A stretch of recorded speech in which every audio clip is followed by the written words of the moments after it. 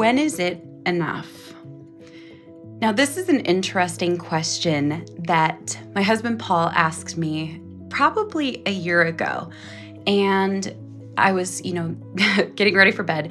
My usual kind of just a little bit of pre-work day stress or anxiety already kicking in the night before work. I don't know if you guys ever get that, like the little bit of the scaries. And I knew I had a lot going on, and I was like, how do we keep growing? How do we keep making everything better? Da-da-da-da-da. And I'm ranting, rambling, da-da-da-da-da. And suddenly Paul looks at me and he goes, when is it going to be enough? And I said, specifically, what are you referring to? When is what going to be enough? When is the revenue going to be enough? When is the profit going to be enough? When is the team going to be big enough? When is our impact going to be big enough? When is my YouTube going to be big enough? And he was like, I'm actually not going to elaborate on it. When is it going to be enough? And it was a really interesting question because at the time, I was kind of like, how dare he ask that? Like, what is he trying to imply? However, this past year, I have really and truly figured out several different definitions for that. And I want to share a little bit about it because I want to share kind of some of the weird parts of the journey. There have been so many amazing highlights. And I actually talked about this in my book that comes out fall 2022, but a lot of times people think it must be really exciting to speak on stages and podcasts and write a book and travel and stuff like that and the awards. And yes, it is. It's amazing. And it's really cool. And I've dreamed of it my whole life. And sometimes it's a little wild that it's now a part of my normal life. However, those highlight moments are a lot like eggnog. I love them and they're amazing and they feel so good in my tummy. But the truth is, I really only truly get to experience those a couple times a year. The in-between of the highlights, the stages, the awesome virals, the campaigns that take off, the launch, etc., it can be really mundane. And I just want to be super transparent about that because I've learned one very interesting thing that a lot of people, me included, didn't realize before stepping onto stages and into bigger opportunities. You think that's when I will have made it. That's when everything will feel fantastic. That's when it's finally going to feel like enough, right? And there's this crazy crash that happens when you step off a stage and you've already said goodbye to everyone and you start to leave whatever conference it was that you were speaking at. And there's this crash and this feeling of, okay, now what? I remember accepting awards for our business's revenue and literally standing on stage and thinking, now what? I remember getting the book deal and a huge part of me was like, now what? It's really interesting because the in-betweens can leave us sometimes feeling like maybe we hallucinated the highlight moments, or maybe it was a one and done, maybe it was luck. I don't know if I can replicate it again. So I want you to think about the highlights and the wins and the really cool things that have happened. And I want to just real fast normalize that those are not what life is usually made up of. Those are like the frosting on top of a cake. And sometimes the day-to-day is like baking a cake. It's you have to get all the ingredients together. There's not much that's romantic about the process. You have to be very precise with your measurements and do everything. And it's not usually until that final moment when the cake is frosted that it's like, oh, now that is beautiful.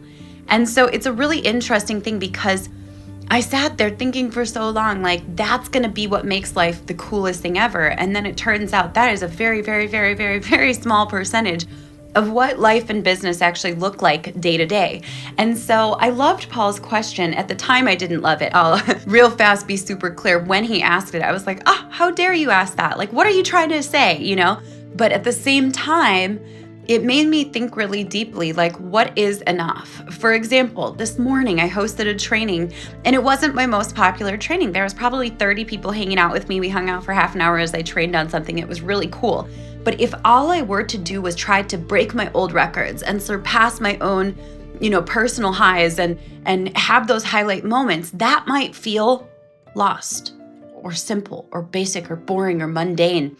And we've been having this talk a lot lately because oftentimes the first reason someone builds a business is usually one of two big things. It's either because they need money, and that's, by the way, I want to just real fast say, that's a valid reason for starting a business or starting anything, because money is pretty fundamental when it comes to shelter, food, security, being able to take care of your mental health, take care of your family, make sure you're set up for success. So I'm not even going to villainize that. That is actually a legit reason for starting things.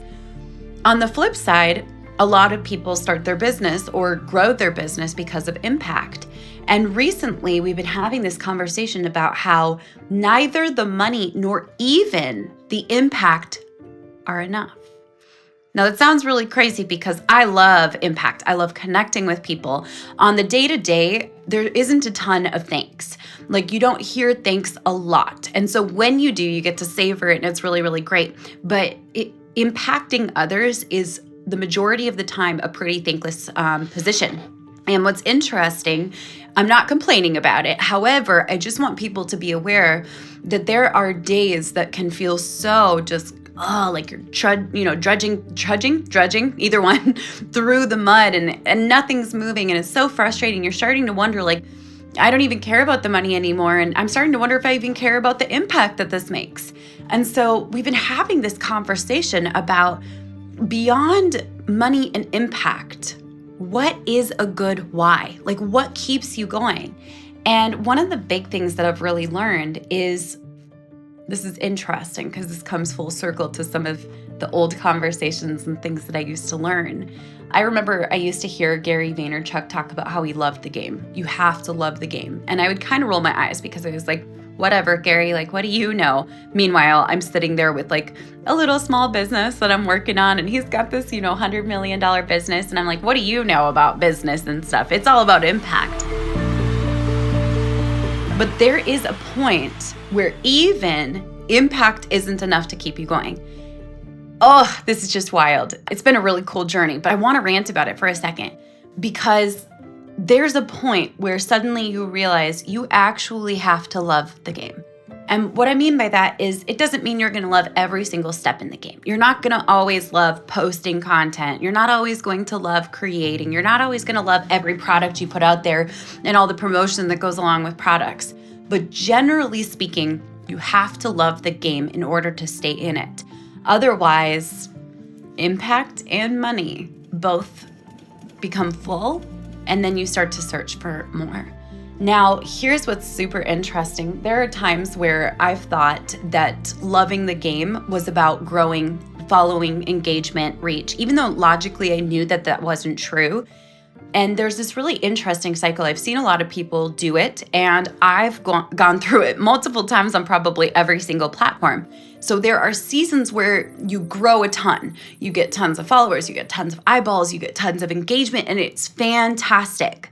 But then there's this other season, and it's okay if it's the majority of the year, but there are other seasons where things flatline, or nothing seems to really hit, or you just feel uninspired, but you're still showing up and nothing's really getting good engagement. And what's so interesting for me about that particular journey is a lot of people like to call it out. Like, how can you call yourself an expert if you have low engagement? So I see this journey from a lot of other people as well, where they soar, become super popular, everything's taken off, and then they go into a season of almost like hibernation where not anything is really doing as well as it used to do. But the problem with that season is that other people will say, how can you teach people about X, Y, and Z when your engagement is garbage or you haven't gone viral in X, Y, and Z time? And the truth is, you guys, that's okay. That's normal. It's a part of the cycle. Even athletes are not on all year round. That doesn't mean that they don't practice. That doesn't mean that they don't go through training. It doesn't mean the thing is, there's only a small amount of time that they're actually on the court and actually have to show up at 120% performance. And we forget sometimes that as business owners, as marketers, as freelancers, that we are not on the court all the time. The court is when the one is taking off. The court is when you're on a stage. The court is when you are connecting with a client and getting some fantastic results, and it's amazing. But that is not all day, and that is not every day, okay? So this is super important to keep in mind. Sometimes people will be like, why do you post so much content when you're like, well, they don't say it like this, but I'm going to say it nicely. Why are you posting so much content when nothing's taking off? And I'm like, bro, this is practice. This is shooting 100 free throws so that by the time the one comes where I'm standing there and there's 3 seconds left on the clock, I don't choke. I know exactly what to do because I am practiced at creating content. Now, there was another redefinition that was a game changer. And as I'm recording this, someone said on the TikTok Live, and I want to point this out, it can definitely be hard to go from that huge high to those lows. And I've been in the game long enough to see that it kind of goes like this over and over and over again. So I can feel amazing and everything's taking off and it feels like every piece of content I create is going viral. But can you imagine if that never slowed down? That would be a train I would want to get off, but it would be too fast to get off of the train. The truth is, those seasons of downtime where you're still practicing are just as valuable as the seasons where everything's taking off and going viral. I like to think that those seasons keep me humble because usually when I'm on those peak moments where everything's going fantastic, I start to think, yeah, that's right. I'm good. I'm so good. And then usually anytime I start to think that, it's about within a week or two that everything starts to not perform. And it's like, oh yeah, thank you so much to the algorithms for humbling me. And I really, really mean it that way. But the interesting thing is, other people will sometimes villainize you for not being everything in every single season on every single platform in every single part of your business. Or they'll almost comment that, I know they do for me. They comment all the time and love to point it out. But the truth is, you guys, this is a marathon. Life is a marathon. Business is a marathon. It is the biggest, wildest, funnest, coolest thing that you get to do. And it's okay to have down seasons and off seasons and to reconfigure your why and check in with yourself. What do I love about the game? Where am I weak? Where am I strong? Where do I need to practice? I like to think about this real fast. So when you ask a doctor how long he's been working, you don't ask a doctor, how long have you been a doctor? You say, how long have you been practicing? They literally call their offices, or what we would call offices, they call it a practice. And that's something that really sticks out to me. Practice. The idea of what if literally I didn't take myself seriously, or what if many of us didn't take ourselves seriously and we went into the mindset of, you know what, I'm just gonna practice. I'm just gonna practice recording a YouTube video every day. I'm just gonna practice posting TikTok content every day. I'm just gonna practice giving speeches because I am preparing for my moment. What a beautiful concept. I know this was a little ranty, but I'm really passionate about this. And I think sometimes we hit burnout because we either, our why has run out, or because we have this belief that we always have to be on top of the world, or for some reason we think it's all gonna be highlights, and goodness gracious, it never is. So I wanted to share this today because I know some of you listening may be feeling the same way, or you've experienced this in the past and you've wondered why. So a great question to ask is, when is it going to be enough? Now, the answer to that question is going to be different for each and every one of us. But what I've found to be the case is simultaneously two answers to that question. One is, when is it going to be enough? I already am. And simultaneously, when is it going to be enough? Never. I love the game and I practice every day.